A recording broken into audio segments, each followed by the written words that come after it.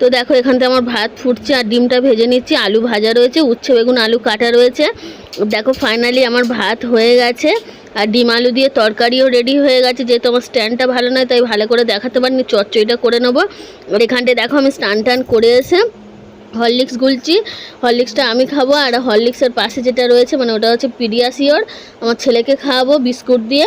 তো বিস্কুটটা এখনও নিয়ে নেবো। আমার ছেলে না জ্বর হওয়ার পর থেকে কোনো কিছু খাচ্ছে না, এই মানে তরল জাতীয় খাবারগুলোও খাওয়ানোর চেষ্টা করছি, কেননা ভাত রুটি মুড়ি এগুলো একদমই খেতে চাইছে না। আর হরলিক্সটা একটু বেশিক্ষণ ধরে গুলছি, কেননা প্রচণ্ড জলটা গরম করে ফেলেছে, এবার যাতে গুলতে গুলতে ভাপটা যাতে বেরিয়ে যায় সেই কারণেই এতক্ষণ Hare Krishna. Hi friends, Pallavi and Pradeep blogs চ্যানেলে তোমাদের অনেক অনেক স্বাগত আর অনেক অনেক ভালোবাসা।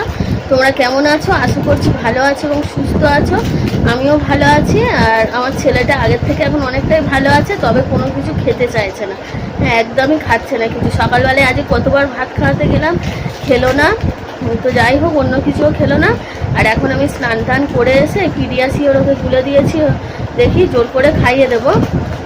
আর মেজের বিছানা কালকে হয়নি, খাটের ওপরের বিছানাটাই আছে, তো খুব একটা বেশি অগোছালো হয়ে নেই, বিছানাটা গুছিয়ে নেবো। আর সকালবেলায় রান্না করেছি ডিম আলু দিয়ে তরকারি করেছি আর উচ্ছে বেগুন আলু দিয়ে চচ্চড়ি করেছি, সেটা খাওয়ার সময় তোমাদের সঙ্গে শেয়ার করব।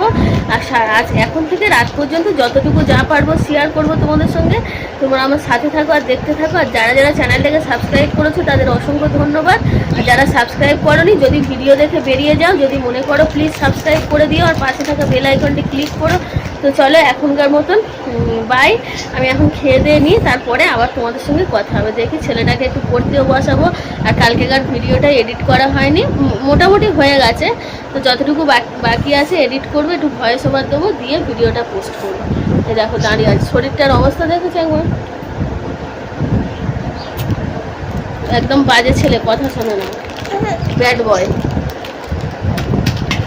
আর এখন দেখো অনেকটাই কিন্তু বেলা, ভয়েস ওভারটা যেহেতু পরে দিচ্ছি, কিন্তু কটা বাজে সেটা ঠিক আমার খেয়াল নেই, কিন্তু মুষলধারে মানে বৃষ্টি হচ্ছে, পুরো হাঁপই ঝুটিতে বৃষ্টি হচ্ছে। এত বৃষ্টি হচ্ছে না ধারণা করার বাইরে, মানে এদিক থেকে ওদিকে যাওয়া যাচ্ছে না, এত বৃষ্টি হচ্ছে। তোমরা নিশ্চয়ই দেখেই বুঝতে পারছো। তো এখন দেখো দুপুরবেলায় আমি খেতে বসে গেছি, উচ্ছে বেগুন আলু দিয়ে চচ্চড়ি, আমুদে মাছ ভাজা আর একটা বাটা মাছ, মানে অর্ধেক আছে, ওটা আমার ছেলে খায়নি বলে, আর ডিম আলু দিয়ে তরকারি, পুঁই শাক চচ্চড়ি। তো ডিম আলুর তরকারি আর উচ্ছে চচ্চড়ি করেছি, তোমরা সকালে দেখেছো। আর বাদ বাকি যে দুটো রেসিপি আছে আমার শাশুড়ি দিয়েছে। তো এখন দেখো সন্ধ্যের সময় আমি রান্না করছিলাম আর আমার ছেলে চুপচাপ করে ঘরে বসেছিল। তো আমি বলি আস্তে আস্তে গিয়ে বলি দেখি কি করছে, ও তো এতক্ষণ চুপ করে ঘরে বসে থাকার মতন ছেলে নয়। আর মোবাইলটা তো ওর কাছে ছিল না। দেখো এখানটায় আমি এসে উঁকি মেরে দেখছি ও বাবলস নিয়ে খেলা করছে। তো যাই হোক, একটু মানে মতিগতি ফিরেছে আর কি বলবো, না হলে এত দুরন্তপনা করে, তো ঠিক করে কাজ করতে দেয় না। আমি রুটি করি বা এ করি, তো ও গিয়ে সারাক্ষণ মানে বেলন নিয়ে নেয়, রুটি বেলতে যায়।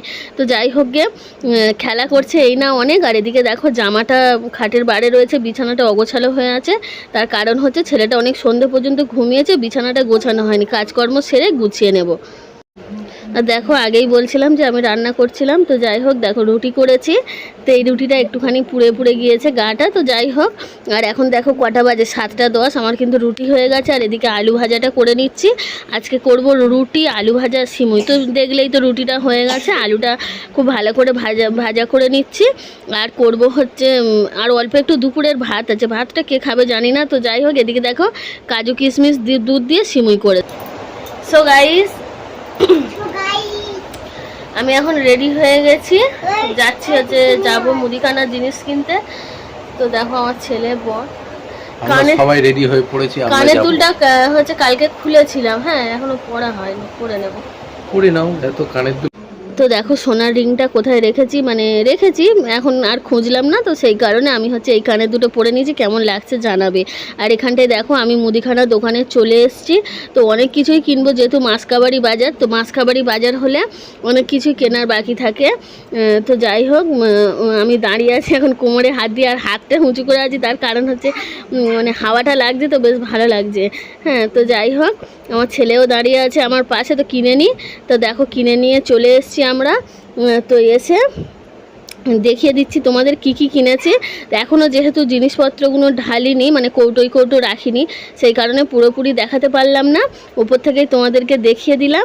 তো দেখো এত কিছু রয়েছে, আরও মানে ব্যাগের নিচে আরও অনেক কিছু রয়েছে।